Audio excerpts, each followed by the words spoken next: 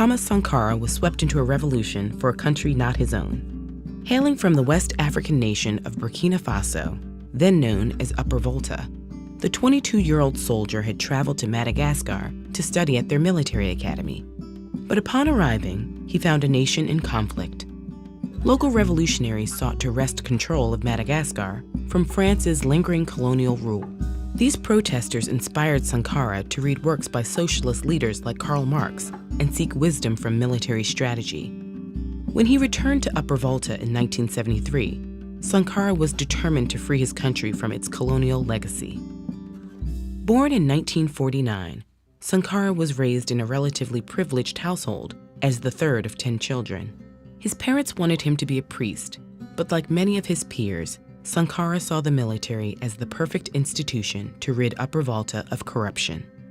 After returning from Madagascar, he became famous for his charisma and transparent oratorial style, but he was less popular with the reigning government.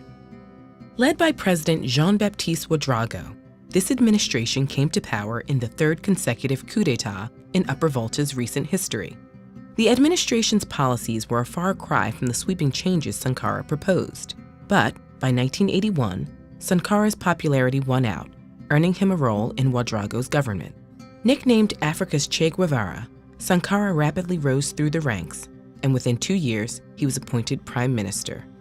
In his new role, he delivered rallying speeches to impoverished communities, women, and young people. He even tried to persuade other governments to form alliances based on their shared colonial legacy. But Ouédraogo and his advisors felt threatened by Sankara's new position. They thought his communist beliefs would harm alliances with capitalist countries.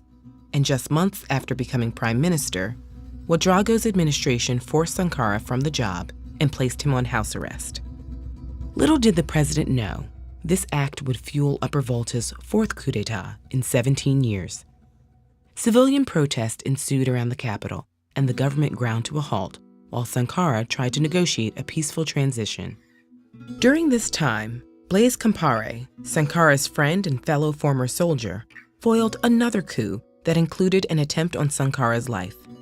Eventually, Ouédraogo resigned without further violence, and on August 4, 1983, Thomas Sankara became the new president of Upper Volta.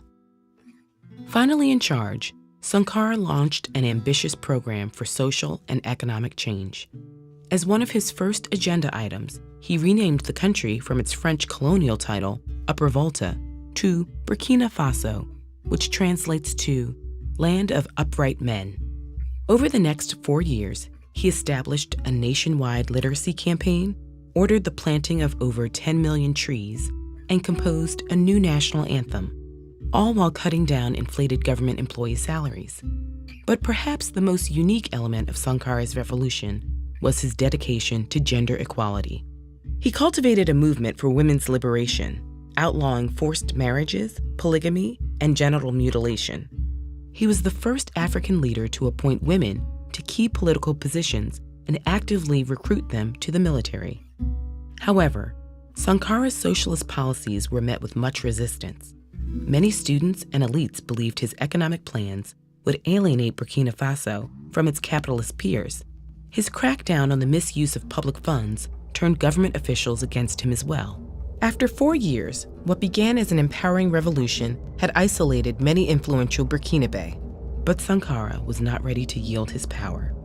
He executed increasingly authoritarian actions, including banning trade unions and the free press. Eventually, his autocratic tendencies turned even his closest friends against him. On October 15, 1987, Sankara was conducting a meeting when a group of assailants swarmed his headquarters. Sankara was assassinated in the attack, and many believe the raid was ordered by his friend, Blaise Compaoré. Though his legacy is complicated, many of Sankara's policies have proven themselves to be ahead of their time. In the past decade, Burkinabe youth have celebrated Sankara's political philosophy, and nearby countries like Ghana have even adopted Sankara's economic models.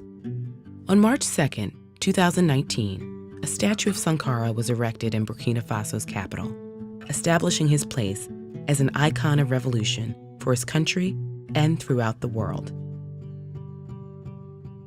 Not all revolutionaries are politicians or soldiers.